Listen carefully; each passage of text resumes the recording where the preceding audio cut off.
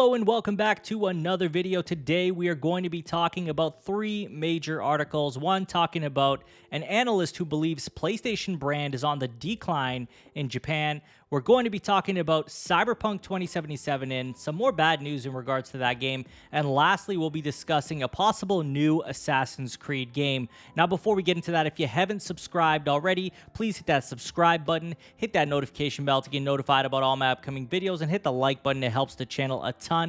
Now, let's get right into it, starting with this article that comes from VideoGamesChronicle.com. Now, this is titled "PlayStation Brand is in Decisive Decline in Japan, Research Firm Claims," citing Famitsu's sales data in an article published on GameIndustry.biz Japan.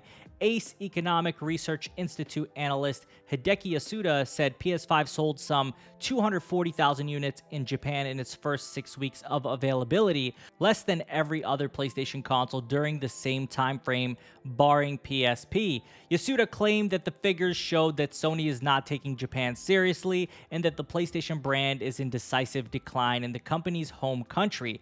Total sales of 240,000 are by far the lowest in the history of PlayStation home consoles, the analyst wrote. If this were to continue, lifetime sales of PS5 would perhaps end up at less than half of PS4. He added, based on this graph, can one really sense that Sony has plans for success in the Japanese market? Ace Economic Research Institute cannot see it. PS4 has sold fewer than 10 million units in Japan, according to Famitsu.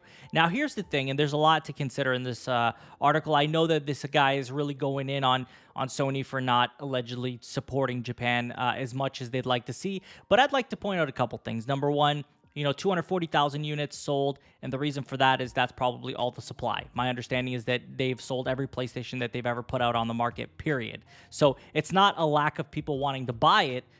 These things are selling, as they are becoming available. I think that's number one. Number two, we have to understand, and most people know this, that the Japanese market is not really as excited about home consoles as they used to be. They're more about gaming on the go. People who are commuting are gaming on their Nintendo Switches. Of course, if Sony had a handheld console, they'd probably be doing that as well. The problem isn't that Sony isn't as interested in the Japanese market. As we know, that Jim Ryan himself has stated that this is not true. Jim Ryan himself has come out and said that this report is inaccurate. Not the specific one, but a prior one claiming a similar thing. The Sony stance is that the Japanese market remains incredibly important to us, he said. We have not been as excited about the engagement of the Japanese game development community as we are now for many years. So they have never given up or stepped away from the Japanese market, not at all.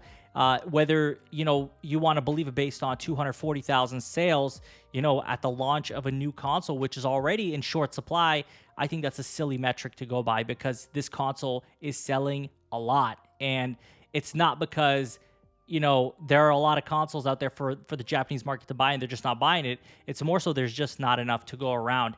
I truly believe once this becomes, readily available to everybody, that we're going to see sales spikes because people want this console. We can tell just by how much people are willing to spend on these consoles from scalpers. And I'd like to say that, I don't believe that Sony has ever stepped away from the Japanese market. Are they more interested in the West? Yes, absolutely.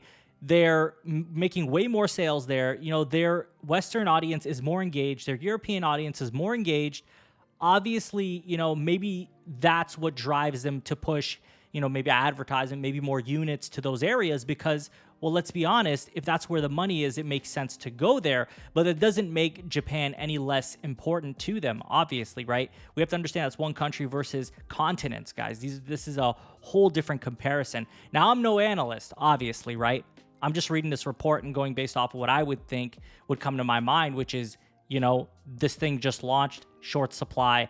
It's too soon to say that this is what it must be based on the console not even being out for a year yet. It's just too soon. So I'm not too worried about this, and I don't think anybody else should be too worried about this just yet. Let's see what happens once we're at the 2-year, 3-year mark.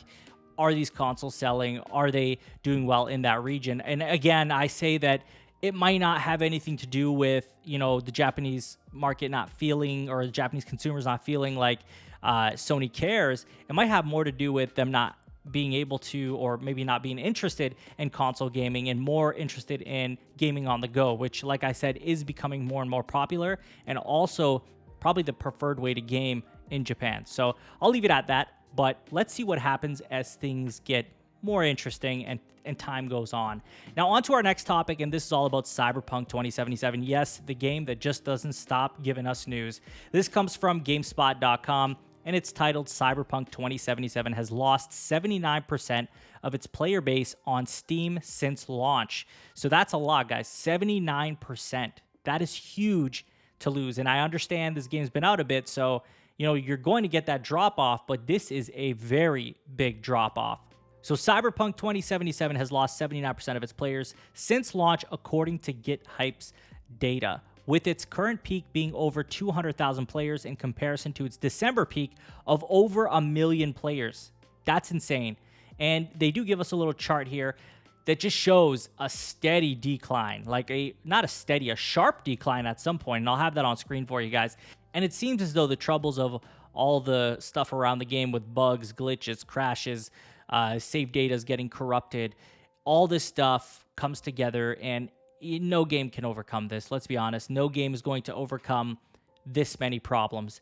And I think this is just the reality of it, and this is what happens. And I hope that other, game devs take a good look at this. Not even the game devs, the companies that are making the big moves saying go ahead and release this unfinished, are looking and seeing and paying attention that this kind of thing does not pay off. And I hope they pay attention closely, because I don't want to see a game with so much potential like this go down that route ever again. Cyberpunk is a game that has a lot of potential, and I could see where they were going with it. Unfortunately, if they weren't given the time, and if they were given the time, I feel like this could have been, a game of the generation type of game.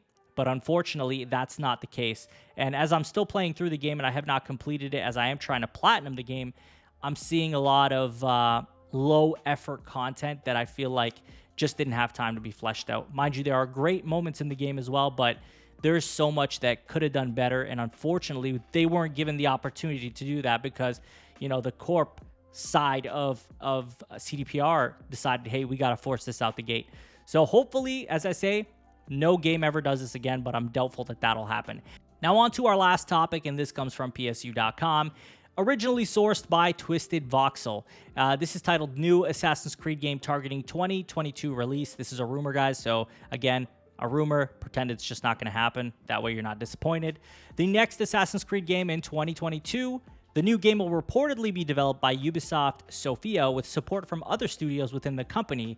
So this is all in accordance to a French YouTuber who claims that the game will launch in Q1 2022. And that seems really, really out of the ordinary if you think about it, because, well, Assassin's Creed always launches in the fall, so it's definitely a different route. Do I think that it's unlikely that that'll happen? No, not really. I mean, they probably sell better in Q1 than they would, in Q4. I just think that it probably work out better for them as there's not as much competition, right? You have your Call of Duties, you have all these sports games, you have all these different types of games that come out in Q4. So I think Q1 would do really, really well for Assassin's Creed. Not that they need to do that, because it does have a very dedicated fan base that do buy that game every single time. Now, I'm happy to see that they're not going to put out another one in 2021. I think the every other year situation is working out well for them. We also know that they are going to continue supporting Valhalla with DLC, as they've stated before. So that's exciting to hear as well. It's a rumor at the end of the day, so I wouldn't put too much faith in it, of course, but I'm sure we can expect an Assassin's Creed regardless in 2022. I think the more surprising thing is that it would be Q1 if that's really the case. So time will tell. We'll see what happens, but I'm going to pass this on to you guys, and I'm very curious what you're going to make of this. Analyst saying that the PlayStation brand is in decisive decline in Japan. Do you agree with that? How do you feel about all these statements that were made? How do you feel about CyberPunk 2077 losing 79% of its player base on Steam since launch? And lastly, what do you think of this new Assassin's Creed game possibly launching in Q1 2022? Let me know in the comments. And as always, if you haven't subscribed already, please hit that subscribe button, hit that notification bell to get notified about all my upcoming videos, and hit the like button. It helps the channel a ton. You can follow me on Twitter and Twitch. Links will be in the description, and share this video with a friend. I will talk to you all on the next one. Take care.